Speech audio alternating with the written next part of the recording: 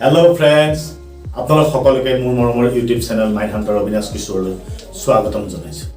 বন্ধুসকল, আজি আপোনালোকৰ লগত মই কথা পাতিবলৈ আহিছো এনে এটা বিষয়, যিটো বিষয়ে বৰ্তমান সময়ত আমাৰ আপোনজনক একেবাৰে আমাৰ কাষৰ পৰা আঁতৰাই লৈ গৈছে। Dark psychology. হয়, আপোনালোকে ঠিকই শুনিছে। যদি আপুনি ৰিলেশ্যনশ্বিপত আছে, হেয়া লাগিলে আপোনাৰ পত্নীয়ে হোক বা আপোনাৰ পেয়সীয়ে হোক, বা লাগিলে আপোনাৰ স্বামীয়ে হোক বা আপোনাৰ বয়ফ্ৰেণ্ডে হোক, ডাৰ্ক সাইকোলজিৰ প্ৰভাৱ তেওঁলোকৰ গাত পৰিছে নেকি, সেই বিষয়ে আপুনি জানিবলৈ হ'লে এই ভিডিঅ'টো অলপো স্ক্ৰিপ্ট নকৰাকৈ শেষলৈকে চাওক। একেবাৰে সহজ ভাষাত আপোনালোকৰ লগত মই কথা পাতিম ডাৰ্ক সাইকোলজি কি আচলতে। চাওক, মই যিহেতু এজন মেডিটেটৰ, মাইণ্ড পাৱাৰৰ ওপৰত এনে বহু ব্যক্তি মোৰ কাষলৈ আহে ট্ৰিটমেণ্টৰ বাবে, যিসকল ব্যক্তি মানসিকভাৱে নিৰ্দিষ্ট কিবা এটা পাৰ্টিকুলাৰ ছাবজেক্টত তেওঁলোক সোমাই পৰে, তাৰ পৰা ওলাই অহাৰ কাৰণে মাইণ্ড পাৱাৰৰ জৰিয়তে বা মটিভেশ্যনেলৰ জৰিয়তে তেওঁলোকে মোৰ কাষ চাপে। আৰু সেইসকল পেচেণ্টৰ 99% পেচেণ্ট মই দেখিবলৈ পাইছোঁ ডাৰ্ক সাইকোলজিৰ ওপৰত। 4-5 গৰাকী মানুহে মোলৈ ফোন কৰিছে আৰু সকলোৰে প্ৰব্লেম একেটাই, য'ত তেখেতসকল ডাৰ্ক সাইকোলজিৰ প্ৰভাৱত ইমানেই সোমাই পৰিছে যে আজিৰ তাৰিখত তাৰ পৰা ওলাই আহিবৰ কাৰণে তেওঁলোকে মোৰ পৰা পৰামৰ্শ বিচাৰিবলৈ তেওঁলোক বাধ্য হৈ পৰিছে। গতিকে চাওক, সেয়েহে ভাবিলোঁ যে এই বিষয়টোৰ ওপৰত আগতীয়াকৈ আপোনালোকক অলপ হ'লেও বুজাই থ'ব পাৰোঁ, হয়তো নিশ্চয় আপোনালোকৰো কামত আহিব। আপোনালোকৰ ৰিলেশ্যনশ্বিপটো মজবুত কৰিবৰ কাৰণে এই ভিডিঅ'টোৱে আপোনালোকক যথেষ্ট উপকৃত কৰিব। গতিকে আহক ভিডিঅ'টো আৰম্ভ কৰোঁ।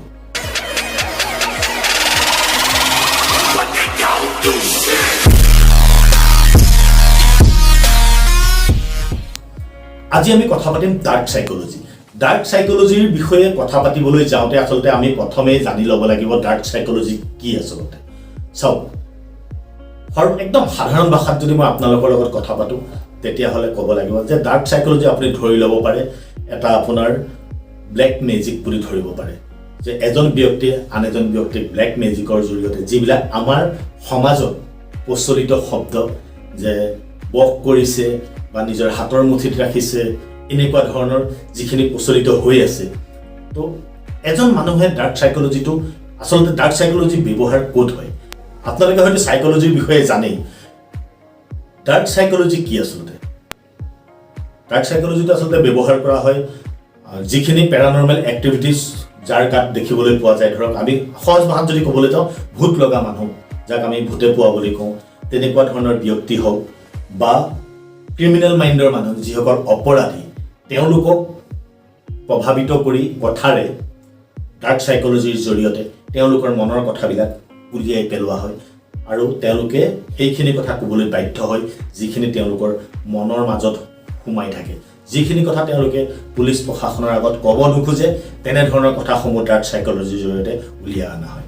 কিন্তু আজিৰ তাৰিখত ডাৰ্ক সাইকোলজিটো এনেকুৱাকৈ প্ৰভাৱিত হৈ পৰিছে, ডাৰ্ক সাইকোলজিটো এনেকুৱা ধৰণে বিস্তাৰ হৈ পৰিছে, আজিৰ তাৰিখত ডাৰ্ক সাইকোলজি লিডাৰ্ছ অফ পলিটিচিয়ানসকলেও ব্যৱহাৰ কৰিবলৈ ধৰিছে, বা ডাৰ্ক সাইকোলজিটো ব্যৱহাৰ কৰে আপোনাৰ পাব্লিক স্পিকাৰসকলেও আজিৰ তাৰিখত ডাৰ্ক সাইকোলজিটো ব্যৱহাৰ কৰিবলৈ লৈছে, বা যিখিনি নেটৱৰ্কিং বিজনেছ হয়, সেই নেটৱৰ্কিং বিজনেছত ডাৰ্ক সাইকোলজিৰ প্ৰভাৱটো খুবেই বেছিকৈ পৰিবলৈ ধৰিছে। আচলতে ডাৰ্ক সাইকোলজিৰ জৰিয়তে আচলতে নিজৰ সুবিধা আদায় কৰিবৰ কাৰণে সন্মুখত থকা মানুহজনক প্ৰভাৱিত কৰি কথাৰে হওক তেওঁক সেই কামসমূহ কৰিবলৈ বাধ্য কৰোৱা যায় যিসমূহ মই কৰাব খুজিছোঁ। আৰু ডাৰ্ক সাইকোলজিৰ জৰিয়তে নিজৰ উন্নতি হয় বা নিজৰ কোনো ধৰণৰ অপকাৰ নহয়, কিন্তু সেইজন ব্যক্তিৰ যথেষ্টখিনি অপকাৰ হয় যিজন ব্যক্তি ডাৰ্ক সাইকোলজিৰ চিকাৰ হয়। আচলতে আজিৰ তাৰিখত আমি যদি চাবলৈ যাওঁ, ডাৰ্ক সাইকোলজিটো খুব বেছি ব্যৱহাৰ হৈ আছে মহিলাসকলৰ লগত।